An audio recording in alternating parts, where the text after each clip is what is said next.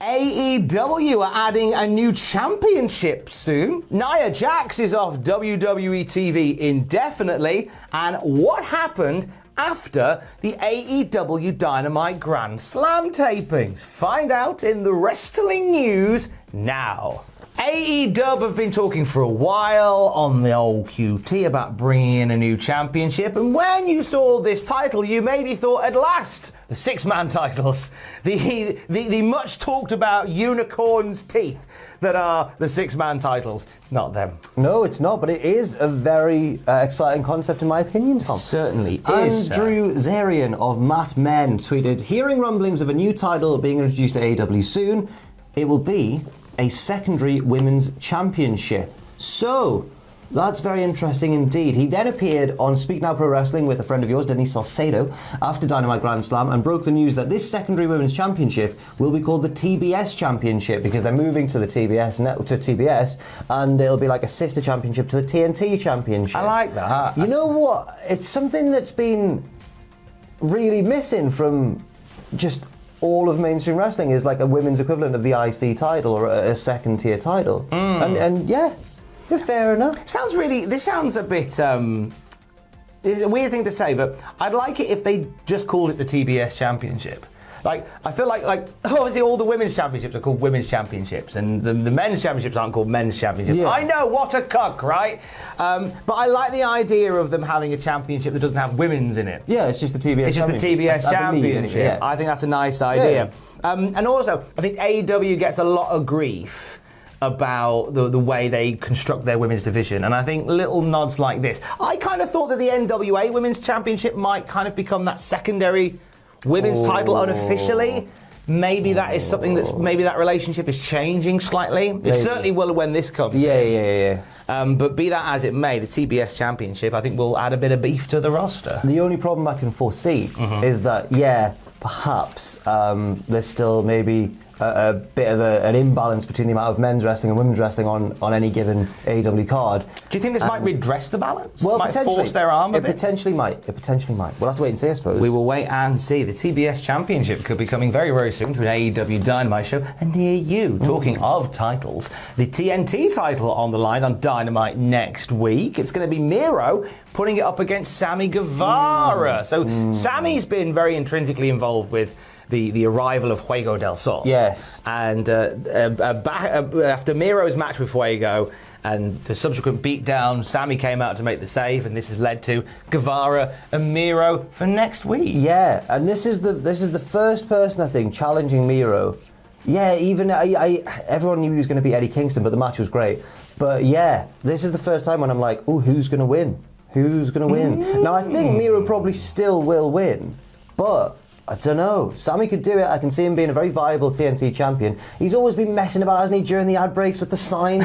he loves being on TV, to Sammy Guevara. And I think he could be a great TNT champion, but we'll have to wait and find out. What does your gut say? I'm enjoying Miro as the champ still. Oh, very much so as well. I want to see him hold the belt for a little longer. I think he's too good to not have that belt. I think he's finding his groove now in AEW. I think that whilst, I love the fact that he involved Kip Sabian, who's a very talented wrestler from this side of the world. Yes. I felt like his arrival in AEW was a bit of a false start. In my opinion. I've always wondered whether it was deliberate to keep him ticking over until... Because at the time you had people like Brody Lee and Lance Archer coming in and losing to Moxley straight away. Yeah. And I wonder if they didn't want to do that for Miro. They wanted to give him something that was on the periphery. But I don't know if it was deliberate or not, though. That's strange. I feel like if WWE had brought somebody in like that, we'd have very publicly chastised them. And everyone did very publicly chastise AEW for it. But I think there was quite a few that went, hey, Miro's in. And I personally was never on with the best man stuff. I think this is some of his finest work. Oh, absolutely. And he's really finding the sweet spot. It's really nice to see. I'm just trying to think, if not Sammy, then who would dethrone Miro eventually? Maybe Jungle Boy? I think Jungle Boy would be a good shout. I think that's a big David Goliath style affair. Yeah. And I think Jungle Boy is very much on the cusp of winning a championship there. Yeah. He's very much one of the homegrown guys that, I could see him doing that. Do we think Darby Allin's done with the belt? Do we think Darby's on to other things now? Probably, I guess. Yeah. Moving on up to quote M People and Heather Small. Tune. Nothing can stop me now.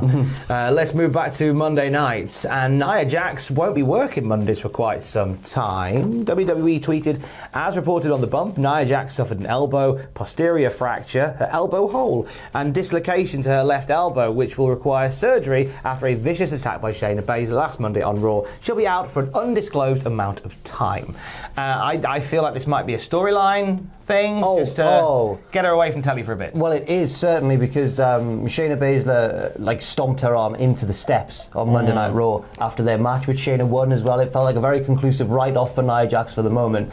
But that doesn't mean that she's not necessarily injured. Often they write in injuries, don't they, so someone can take time off to either get surgery or recover from an injury that's been nagging them for a while. So we don't actually know if Nia Jax is injured or not, or whether this is like maybe some sort of scheduled time off, or whether it's for any number of reasons. All we know is that it's being treated in storyline as an injury due to the vicious attack by that villain, Shayna Baszler. I hope this leads to the Queen of Spades just trouncing everybody. I just want Baszler now. Like, I've always been a fan of Baszler's work. And I just want Baszler just to cut a path through the women's division on Raw and just batter everybody. I mean, I would love for that to happen as well. Amazing. But the way that Shayna Baszler's been booked in the past on the main roster doesn't fill me with hope. You never know, though. You never know. It was definitely reassuring that she was the winner of this eventual breakup, if you want, and the kind of the heel of it as well. She's an amazing bad guy, and I think that the attack was vicious enough. She's stomping on the arm. Aiden upstairs was in fits of laughter watching it. And we just occasionally hear him laugh. He's a bit of a sociopath, though, is Aiden. He was. We heard just him laughing, just chuckling away. He had his earphones in, and we turned around, and he was just watching a segment that he'd already, I'm sure, at least read about. But he was watching that segment where she stomps on Nia Jax's arm, and he's like, she's screaming for help. And then later on, like about sort of 10 minutes later, Aiden's just chuckling away to himself again. We all turn around. He's now paused it, and he's looking at still images of Nia screaming in pain. Did we properly vet Aiden? I don't know, man. Should we not have done a background check on Aiden Quite before? scary, man.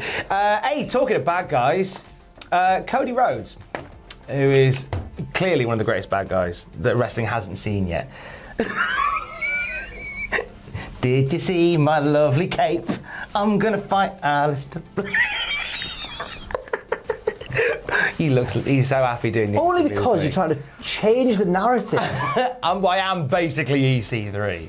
TC3, if you will. TC3, yeah. No, I've joked constantly that Cody was going to come back and save the day. And to his credit, last night on Dynamite, he didn't. To his credit, he didn't. Got battered. Hilarious. He did have a long cape, though. That was deliberate, Tom. For what purpose? Because he came out. No, I'll explain.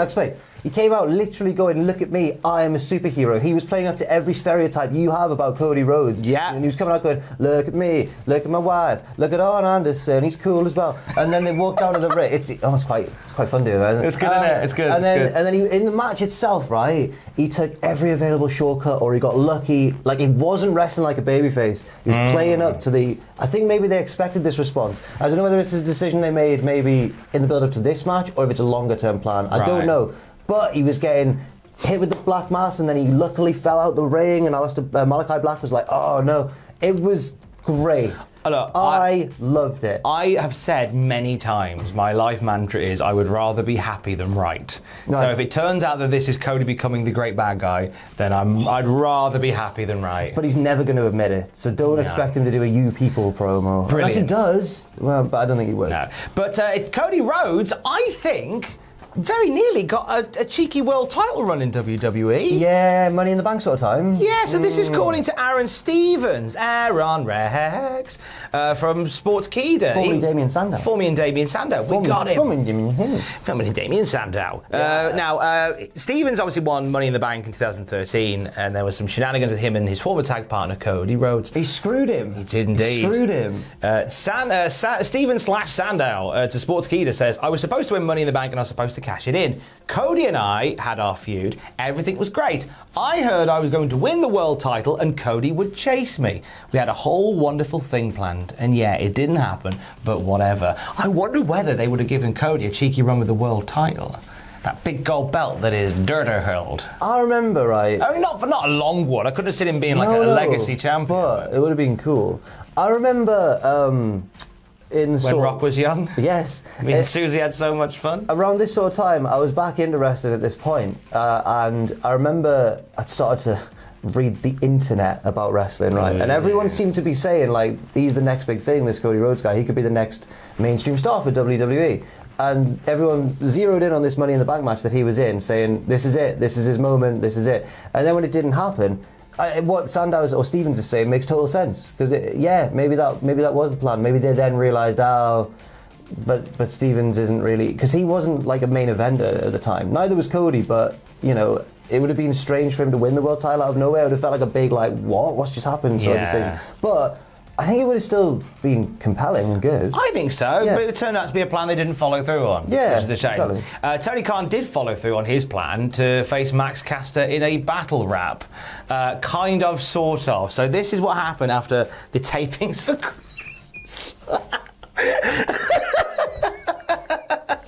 Why not, Tony? Let's go to noted rap battler Jack T. Job. Yeah.